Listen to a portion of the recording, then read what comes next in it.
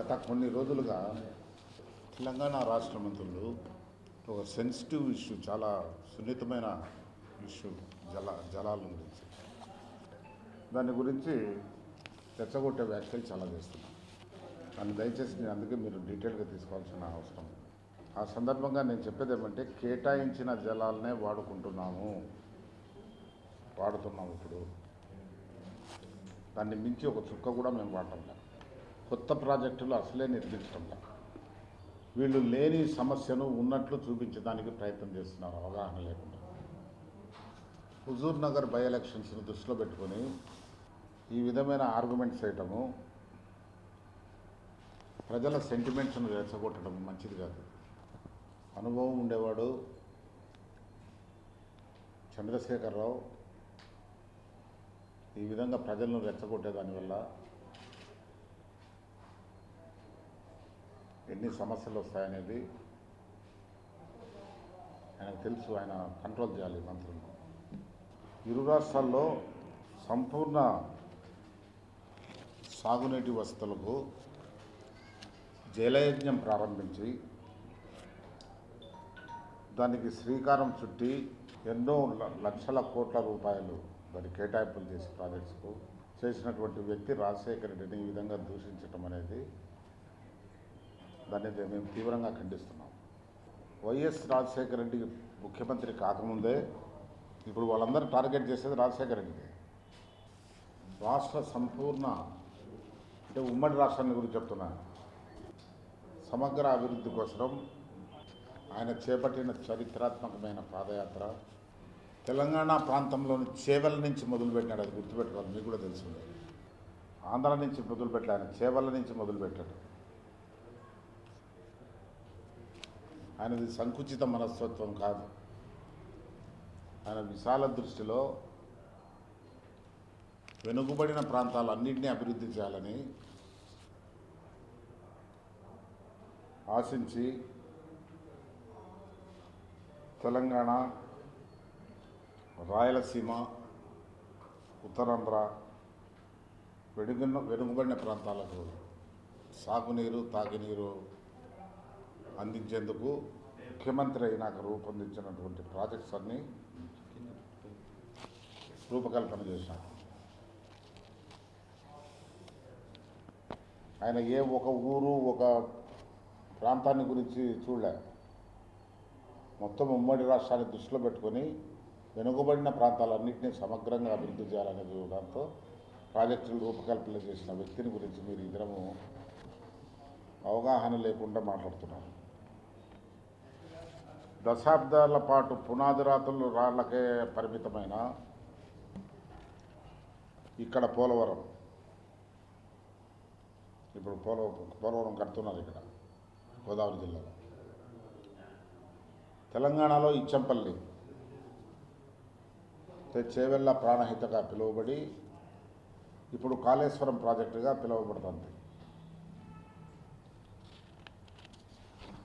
ఆ ప్రాజెక్టులను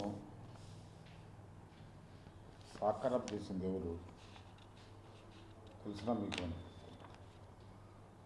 రాజశేఖర్ రెడ్డి చేశారు. అదేనేమో అన్ని ప్రాంతాల వరకు అపర భగీరథుడిని పొడిగిన వాళ్ళే తెలంగాణలో ఉన్నారు.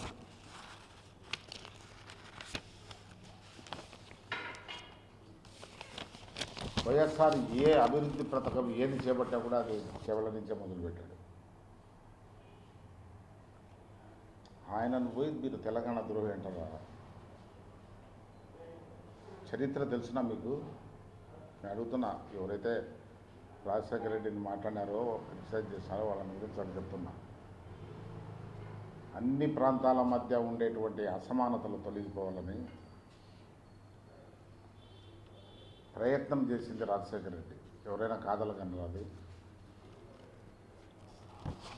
ఏదైనా ప్రాంతం అభివృద్ధి చెందాలంటే నీటి వసతి కల్పిస్తేనే రైతాంగం అక్కడ అభివృద్ధి చెందుతుంది. రైతాంగం అభివృద్ధి చెందితేనే రాష్ట్ర ఆర్థిక పరిస్థితి కూడా బాగుంటుందనేటువంటి దృక్పథంతో ఆ అసమానతలు తొలగించాలని చేసిన రూపకల్పన చేసిన ప్రాజెక్ట్సే రాజశేఖర రెడ్డి ఇంప్లిమెంట్ చేశారు. నేను తెలంగాణలో అడుగుతాను, రాయలసీమకి ఎన్నాళ్ళు అన్యాయం జరుగుతుంది? మీ నాయకుడే అన్నాడు కేసీఆర్, రాయలసీమకి అన్యాయం జరిగింది అని ఆయనే ఒకసారి అన్నాడు. బచావత్ అవార్డు ప్రకారం మనకు 811 టీఎంసీలలో కృష్ణా జలాల్లో 268.86 టీఎంసీలు తెలంగాణకి ఇచ్చారు. ఆంధ్ర ప్రాంతానికి 374.44 టీఎంసీ ఇచ్చారు. రాయలసీమకు 122.70 ఇచ్చారు. 122 టీఎంసీనే మనకు దక్కినాయి. ఇది బాగా గుర్తుపెట్టుకోవాలి. ఆ దినము బచావత్ అవార్డులో ఆర్గ్యుమెంట్ చూస్తే సామాజిక న్యాయము, వెనుకబాటుతనము,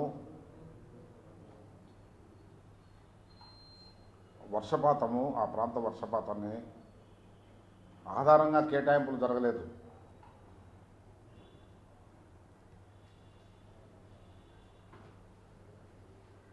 న్యాయబద్ధంగా మనకు వర్షపాతం తక్కువ, వెనుకబాటుతనం ఎక్కువ. కాబట్టి సామాజిక న్యాయం చేయాలంటే మనకు ఎక్కువగా నీళ్ళు ఇవ్వాలి. అటువంటిది బచావత్ అవార్డులో మనకు తక్కువ ఇచ్చారు.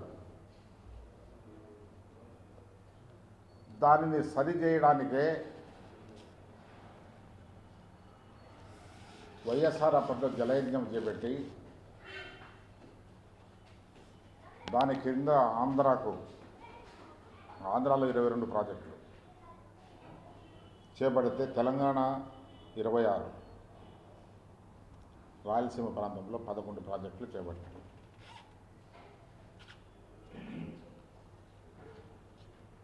అదనం Rajasekhara Reddy lift irrigation project చేపడితే ఎగతాళి చేసినారు. ఎక్కడుంది పవరు, వాటికి పవర్ ఎక్కడి నుంచి తెచ్చిస్తుంది అని. కానీ ఇప్పుడు చూస్తే ఈ 2 రాష్ట్రాలకు లిఫ్ట్ ఇరిగేషన్ స్కీమ్సే ఆధారమైపోయాయి.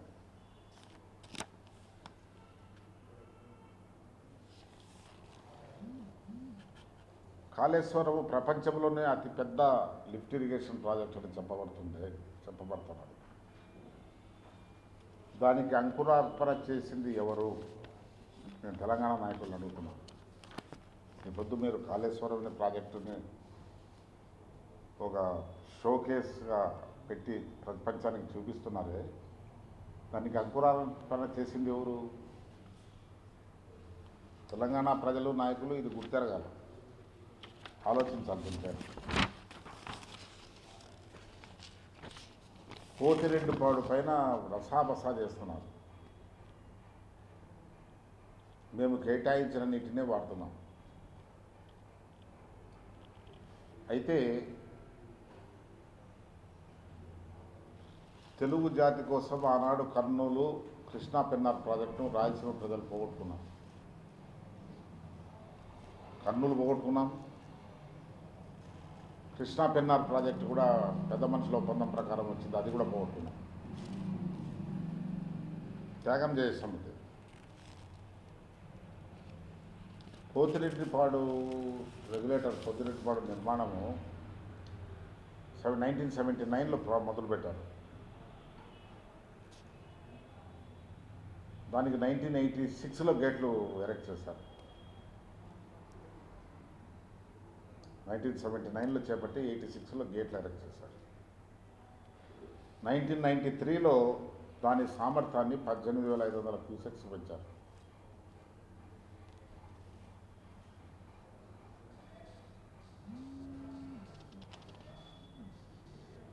రెండు 2008లో 44,000 క్యూసెక్లకు పెంచడం జరిగింది.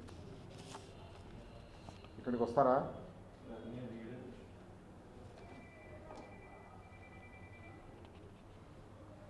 ఇది అఖిలపక్షంలో ఆమోదన తెలిపిన తర్వాతనే తీసుకున్న నిర్ణయం అది.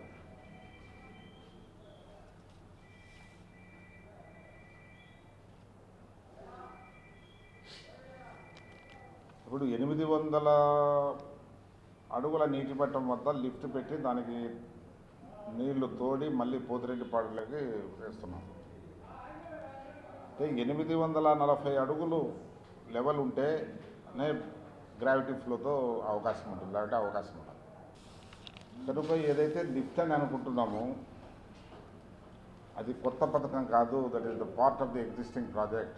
ఎట్లుందంటే ఇది పెట్టుకున్నట్టు తెలియదు, పెట్టుకోవాలంటే తెలియదు.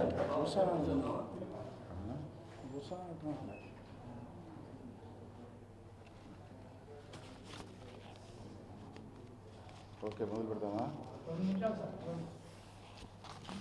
ఆసిఫ్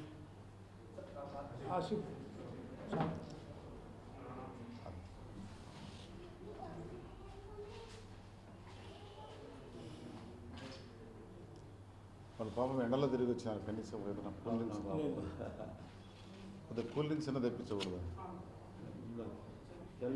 మర్చిపోయారు.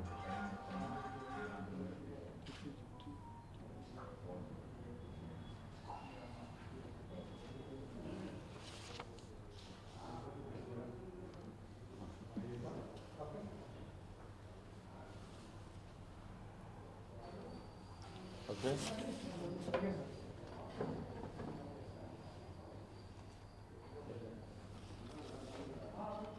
గత కొన్ని రోజులుగా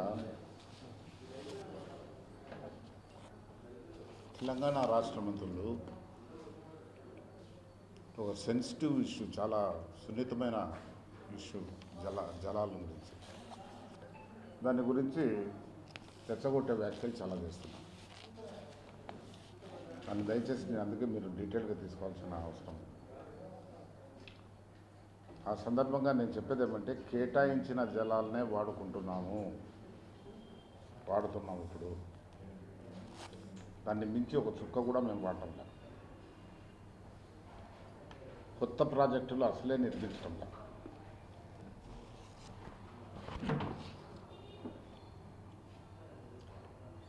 వీళ్ళు లేని సమస్యను ఉన్నట్లు చూపించడానికి ప్రయత్నం చేస్తున్నారు, అవగాహన లేకుండా.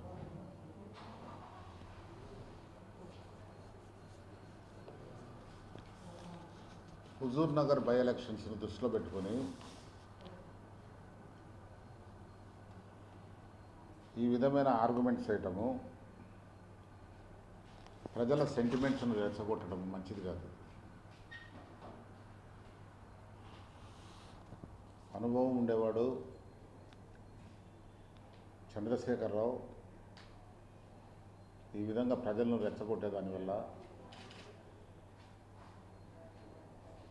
ఎన్ని సమస్యలు వస్తాయనేది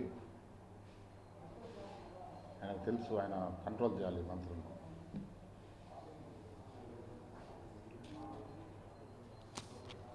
ఇరు రాష్ట్రాల్లో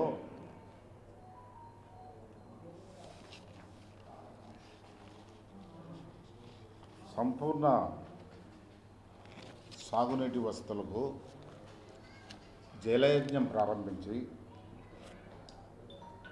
దానికి శ్రీకారం చుట్టి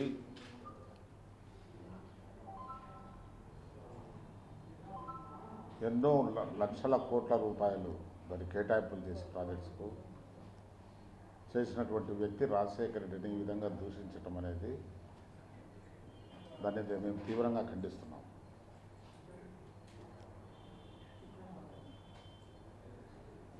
వైఎస్ రాజశేఖర రెడ్డి ముఖ్యమంత్రి కాకముందే ఇప్పుడు వాళ్ళందరూ టార్గెట్ చేసేది రాజశేఖర రెడ్డిని. రాష్ట్ర సంపూర్ణ అంటే ఉమ్మడి రాష్ట్రాన్ని గురించి చెప్తున్నా, సమగ్ర అభివృద్ధి కోసం ఆయన చేపట్టిన చరిత్రాత్మకమైన పాదయాత్ర తెలంగాణ ప్రాంతంలోని చేవెల నుంచి మొదలుపెట్టినాడు. అది గుర్తుపెట్టుకోవాలి, మీకు కూడా తెలుసు.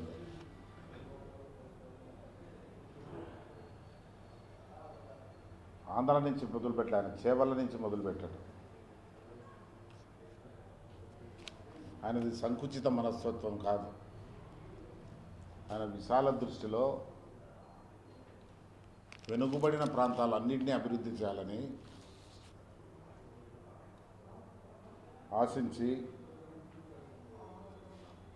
తెలంగాణ,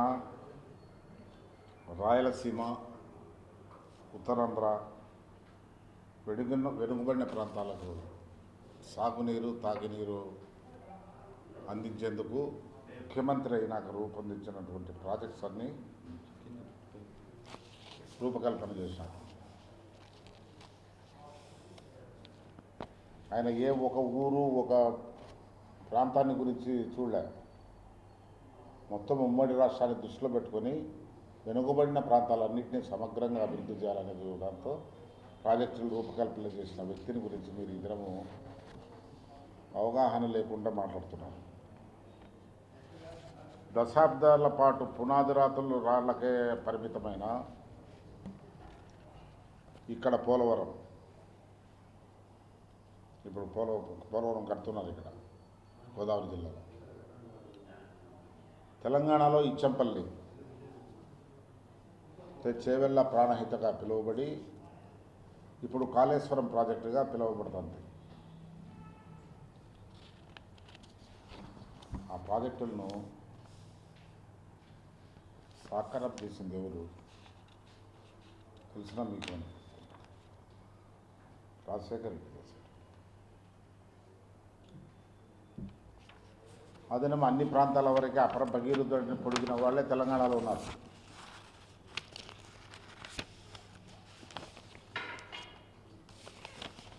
వైఎస్ఆర్ ఏ అభివృద్ధి పథకం ఏది చేపట్టా కూడా అది కేవలం నుంచే మొదలుపెట్టాడు. ఆయనను పోయి మీరు తెలంగాణ ద్రోహి అంటారా? చరిత్ర తెలిసినా మీకు? నేను అడుగుతున్నా, ఎవరైతే రాజశేఖర రెడ్డిని మాట్లాడారో క్రిటిసైజ్ చేశారో వాళ్ళని గురించి అని చెప్తున్నా. అన్ని ప్రాంతాల మధ్య ఉండేటువంటి అసమానతలు తొలగిపోవాలని ప్రయత్నం చేసింది రాజశేఖర రెడ్డి. ఎవరైనా కాదలగనరు. అది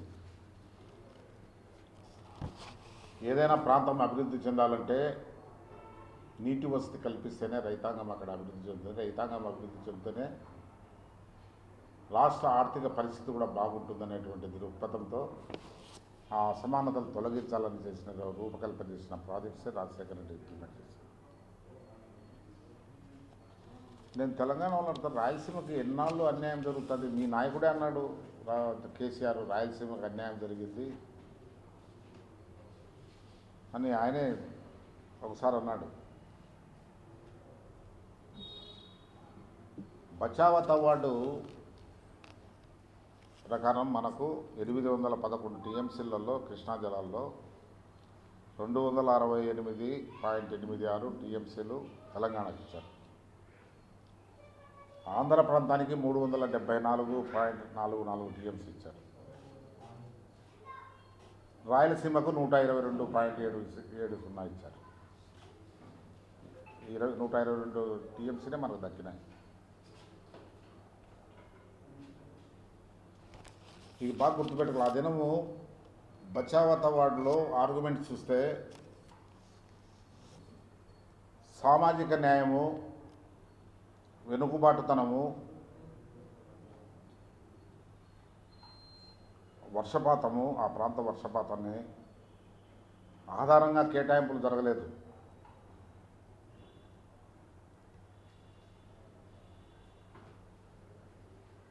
న్యాయబద్ధంగా మనకు వర్షపాతం తక్కువ,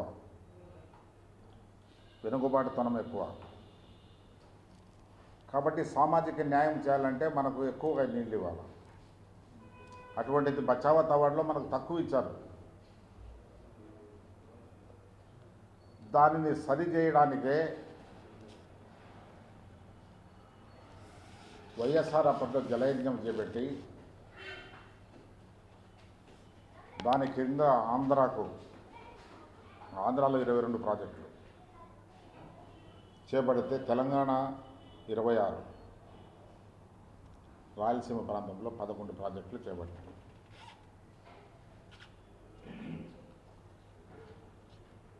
అదేమో Rajasekhara Reddy lift irrigation project చేపడితే ఎగతాళి చేసినారు.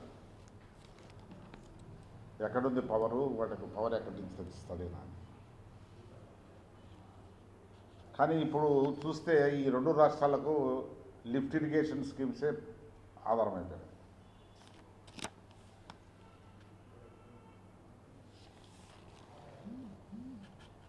కాళేశ్వరం ప్రపంచంలోనే అతిపెద్ద లిఫ్ట్ ఇరిగేషన్ ప్రాజెక్ట్ అని చెప్పబడుతున్నది.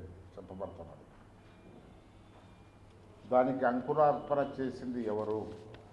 నేను తెలంగాణ నాయకులను అడుగుతున్నాను. ఈ పొద్దు మీరు కాళేశ్వరం అనే ప్రాజెక్టుని ఒక షోకేస్గా పెట్టి ప్రపంచానికి చూపిస్తున్నారే, దానికి అంకురార్పణ చేసింది ఎవరు?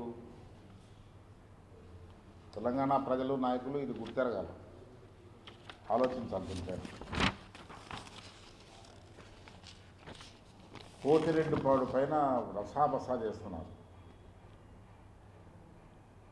మేము కేటాయించిన నీటినే వాడుతున్నాం. అయితే తెలుగు జాతి కోసం ఆనాడు కర్నూలు, కృష్ణా పెన్నార్ ప్రాజెక్టును రాయలసీమ ప్రజలు పోగొట్టుకున్నాం. కర్నూలు పోగొట్టుకున్నాం. కృష్ణా పెన్నార్ ప్రాజెక్టు కూడా పెద్ద మనుషుల ఒప్పందం ప్రకారం వచ్చింది, అది కూడా పోగొట్టుకున్నాం. త్యాగం చేసాం. పోతిరెడ్డిపాడు రెగ్యులేటర్, పోతిరెడ్డిపాడు నిర్మాణము 1979లో మొదలుపెట్టారు. దానికి 1986లో గేట్లు ఎరెక్ట్ చేశారు. 1979లో చేపట్టి 86లో గేట్లు ఎరెక్ట్ చేశారు. 1993లో దాని సామర్థ్యాన్ని 18,500 క్యూసెక్స్ పెంచారు.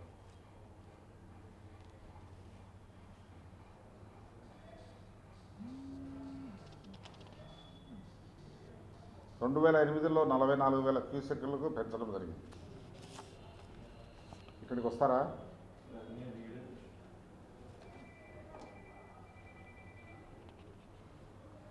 ఇది అఖిలపక్షంలో ఆమోదన తెలిపిన తర్వాతనే తీసుకున్న నిర్ణయం అది.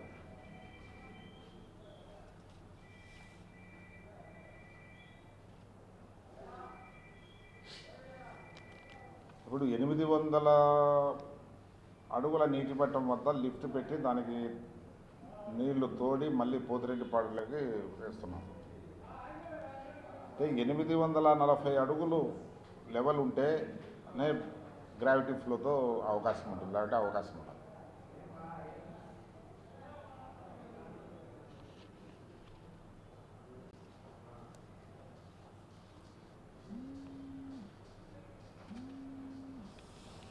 కనుక ఏదైతే లిఫ్ట్ అని అనుకుంటున్నామో అది కొత్త పథకం కాదు, that is the part of the existing project.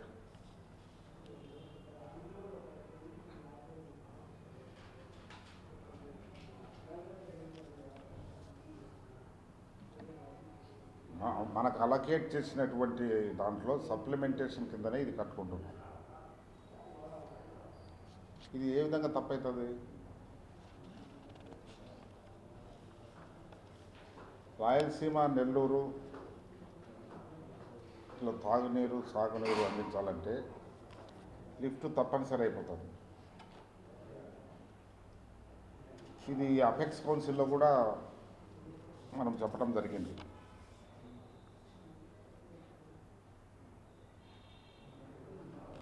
అందులో భాగంగానే సీఎం జగన్మోహన్ రెడ్డి గారు ఈ ప్రాజెక్టును ముందుకు తీసుకెళ్తామని మొదలుపెట్టారు. దీనివల్ల తెలంగాణకు జరిగే నష్టం ఏంటి? మన అలొకేటెడ్ కోటాలో వచ్చే మనం తీసుకుంటున్నాం. మరి తెలంగాణలో ఉండేటువంటి కల్వకుర్తి, భీమా, నెట్టెంపాడు, ఈ పాలమూరు, రంగారెడ్డి ప్రాజెక్ట్స్ అవన్నీ ఎగ్జిస్టింగ్ కెపాసిటీ కన్నా ఎక్కువ చేసుకున్నారు మీరు, to the detriment of the Rayalaseema. మనకు అన్యాయం జరుగుతుంది.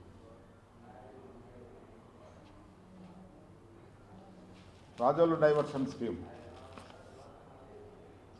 దానికి సంబంధించి మనకుండే 4 టీఎంసీ కేటాయింపులు ఉన్నాయి. దాన్ని వాడుకోవడానికి ప్రయత్నం జరుగుతుంది. మనకు 4 టీఎంసీ అలొకేషన్. ఇవి తప్ప ఆంధ్రప్రదేశ్ ప్రభుత్వము అక్రమ ప్రాజెక్టులు ఏవి చేపట్టారు? ఇవన్నీ హుజూర్ నగర్ ఎలక్షన్స్ని దృష్టిలో పెట్టుకొని చేసేటువంటి అలజడి తప్ప ఈ విధంగా ప్రజలను రెచ్చగొట్టే దానివల్ల పాజిటివ్ రిజల్ట్ ఉండదు. కేసీఆర్ చెప్తాను, గుర్తుపెట్టుకోమని, ఆయన ఉద్యమకారుడు.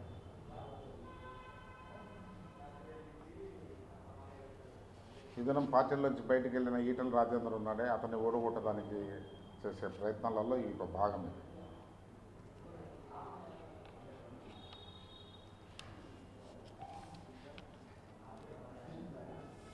అసలు కేసీఆర్ అనేక సందర్భాల్లో చెప్పాడు, రాయలసీమకు అన్యాయం జరిగింది,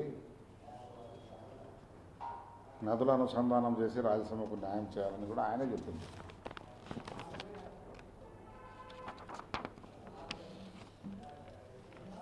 రెండు వేలలో బచావత్ అవార్డు ఎండుకు వస్తుంది ఇంప్లిమెంటేషన్. నెక్స్ట్ కొత్త అవార్డు వస్తుంది. బ్రిజేష్ కుమార్ కమిటీ వేశారు. అప్పుడు నేను పర్సనల్గా చంద్రబాబు నాయుడు పై రిక్వెస్ట్ చేశాను, అయ్యా బచావత్ అవార్డు ఆర్గ్యుమెంట్స్ చూస్తే నీటి లభ్యత కానీ ఇది వెనుకబడినతనము ఇవి దృష్టిలో పెట్టుకొని మనకు నీళ్ళు అలొకేట్ చేయలేదు. అండర్ కన్సెప్ట్ ఆఫ్ ప్రొటెక్షన్ మేము ఒక 2 మైటీ రిజర్వాయర్స్ కట్టాము, నాగార్జున సాగర్, శ్రీశైలం, ఈ ప్రజల డబ్బుతో. మీరు సఫిషియెంట్ వాటర్ ఇవ్వకుంటే అవి వేస్ట్ అయిపోతాయి, కాబట్టి దానికి ప్రొటెక్షన్ ఇవ్వండి అని ఫస్ట్ ఆర్గ్యుమెంట్ పెట్టారు. అది ఎక్కువగా వాళ్ళలో ప్రివేల్ అయింది.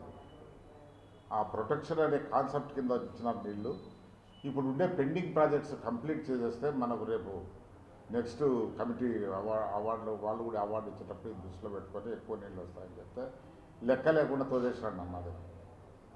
ఇది ఫ్యాక్ట్. ఇది మనం ఎంత మాట్లాడకూడదు నిజమో అంత నిజం. శ్రీరామకృష్ణ గారు నన్ను తీసుకుపోయి నేను కన్విన్స్ చేస్తానని చెప్తే అపాయింట్మెంట్ కూడా వేయలేదు ఆ దినం. ఇప్పుడుండే పరిస్థితికి నువ్వు కారణము. నువ్వు ఆ దినం ప్రాజెక్ట్స్ కట్టినంటే ఇంత ఇబ్బంది లేదు కదా. ఇంత ఈ విధంగా రాయలసీమకు అన్యాయం జరిగింది, మళ్ళీ నువ్వు గగ్గోలు పెట్టబెట్టి.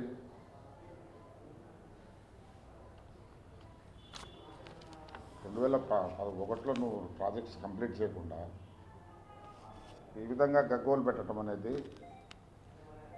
ఏమాత్రం న్యాయబద్ధము?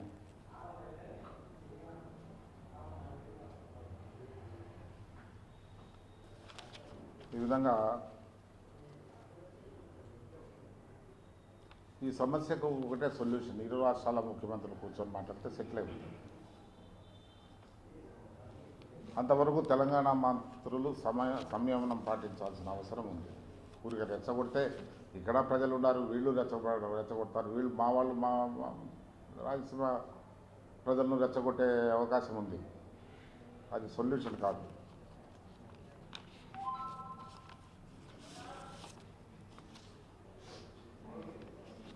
చంద్రబాబు ఇప్పుడు చేసే పోరాటం అంతా ఒక ఫేక్. అది ఆయనకు అనుకూలమైన మీడియా సపోర్ట్తో ఈ కుట్రలు పడుతూనే ఉన్నాడు.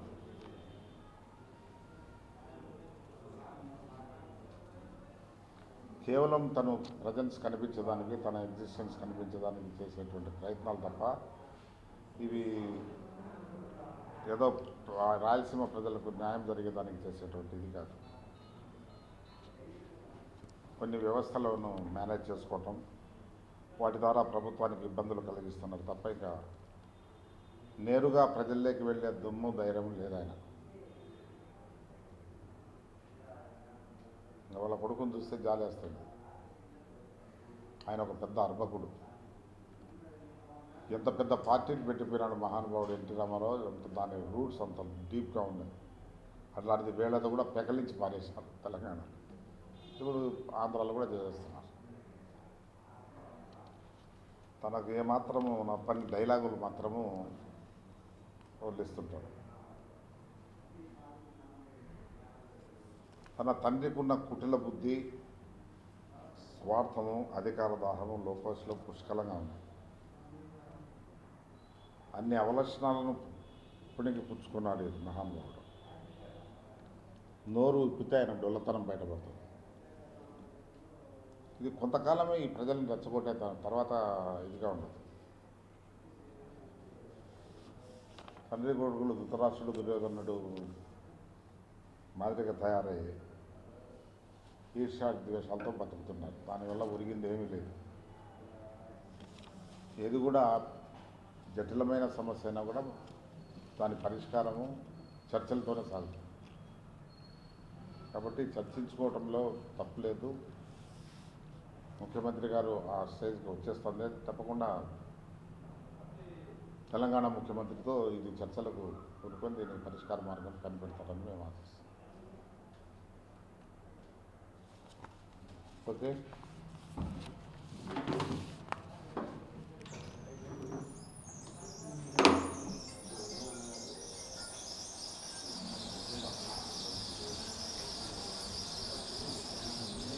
ఊడి పడదు కదా.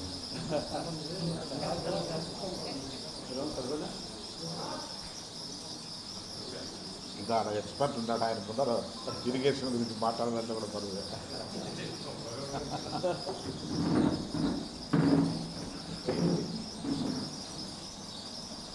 మా నాగిరెడ్డికి మంచి నాలెడ్జ్.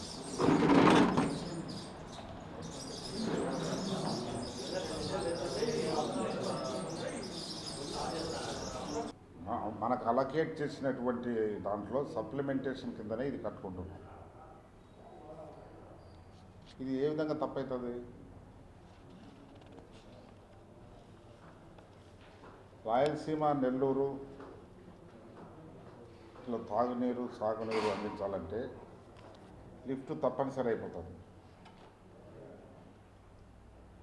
ఇది అపెక్స్ కౌన్సిల్లో కూడా మనం చెప్పడం జరిగింది.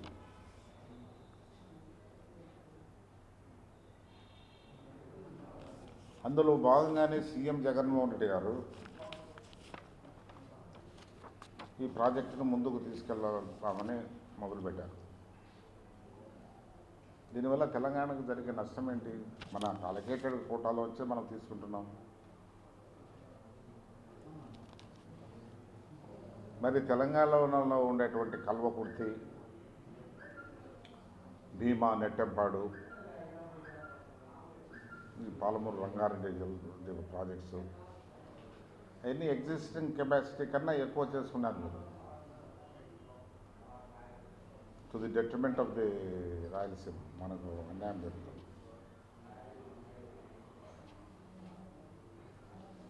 రాజోలు డైవర్షన్ స్కీమ్, దానికి సంబంధించి మనకు ఉండే 4 టీఎంసీ కేటాయింపులు ఉన్నాయి. దాన్ని వాడుకోవడానికి ప్రయత్నం జరుగుతుంది. మనకు 4 టీఎంసీ అలొకేషన్. ఇవి తప్ప ఆంధ్రప్రదేశ్ ప్రభుత్వము అక్రమ ప్రాజెక్టులు ఏవి చేపట్టారు? ఇవన్నీ హుజూర్ నగర్ ఎలక్షన్స్ని దృష్టిలో పెట్టుకొని చేసేటువంటి అలజడి తప్ప ఈ విధంగా ప్రజలను రెచ్చగొట్టే దానివల్ల పాజిటివ్ రిజల్ట్ ఉండదు. కేసీఆర్ చెప్తాను, గుర్తుపెట్టుకోమని. ఆయన ఉద్యమకారుడు.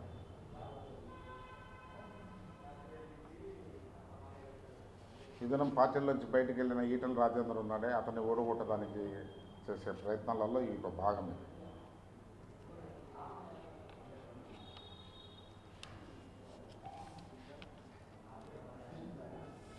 అసలు కేసీఆర్ అనేక సందర్భాల్లో చెప్పాడు, రాయలసీమకు అన్యాయం జరిగింది, నదుల అనుసంధానం చేసి రాయలసీమకు న్యాయం చేయాలని కూడా ఆయనే చెప్పింది.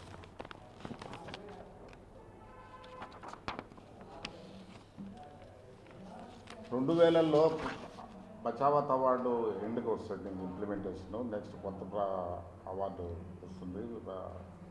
విజేష్ కుమార్ కమిటీని వేశారు. అప్పుడు నేను పర్సనల్గా చంద్రబాబు నాయుడు పై రిక్వెస్ట్ చేశాను, అయ్యా బచావత్ అవార్డు ఆర్గ్యుమెంట్స్ చూస్తే నీటి లభ్యత కానీ ఇది వెనుకబడిన తనము ఇవి దృష్టిలో పెట్టుకొని మనకు నీళ్ళు అలొకేట్ చేయలేదు. అండర్ కన్సెప్ట్ ఆఫ్ ప్రొటెక్షన్ మేము ఒక 2 మైటీ రిజర్వాయర్స్ కట్టాము, నాగార్జున సాగర్, శ్రీశైలం, ఈ ప్రజల డబ్బుతో. మీరు సఫిషియెంట్ వాటర్ ఇవ్వకుంటే అవి వేస్ట్ అయిపోతాయి, కాబట్టి దానికి ప్రొటెక్షన్ ఇవ్వండి అని ఫస్ట్ ఆర్గ్యుమెంట్ పెట్టారు. అది ఎక్కువగా వాళ్ళలో ప్రివేల్ అయింది. ఆ ప్రొటెక్షన్ అనే కాన్సెప్ట్ కింద ఇచ్చిన నీళ్ళు ఇప్పుడు ఉండే పెండింగ్ ప్రాజెక్ట్స్ కంప్లీట్ చేసేస్తే మనకు రేపు నెక్స్ట్ కమిటీ అవార్డులు వాళ్ళు కూడా అవార్డు ఇచ్చేటప్పుడు ఇది దృష్టిలో పెట్టుకొని ఎక్కువ నీళ్ళు వస్తాయని చెప్తే లెక్క లేకుండా తోసేసాడు అన్నది. ఇది ఫ్యాక్ట్. ఇది మనం ఎంత మాట్లాడకూడదు నిజమో అంత నిజం. శ్రీరామకృష్ణ గారు నన్ను తీసుకుపోయి నేను కన్విన్స్ చేస్తానని చెప్తే అపాయింట్మెంట్ కూడా వేయలేదు ఆ దినం. ఇప్పుడుండే పరిస్థితికి నువ్వు కారణము. నువ్వు ఆ దినం ప్రాజెక్ట్స్ కట్టినంటే ఇంత ఇబ్బంది లేదు కదా.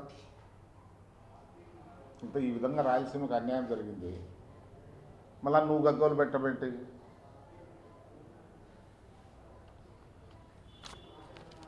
2011లో నువ్వు ప్రాజెక్ట్స్ కంప్లీట్ చేయకుండా ఈ విధంగా గగ్గోలు పెట్టడం అనేది ఏమాత్రం న్యాయబద్ధము?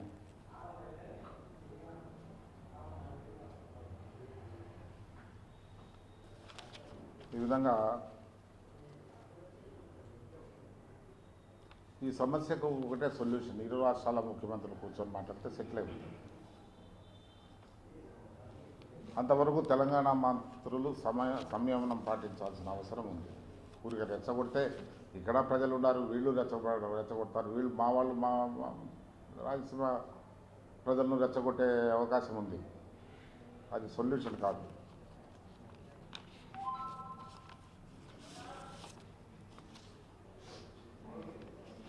చంద్రబాబు ఇప్పుడు చేసే పోరాటం అంతా ఒక ఫేక్ అది. ఆయనకు అనుకూలమైన మీడియా సపోర్ట్తో ఈ కుట్రలు పడుతూనే ఉన్నాడు.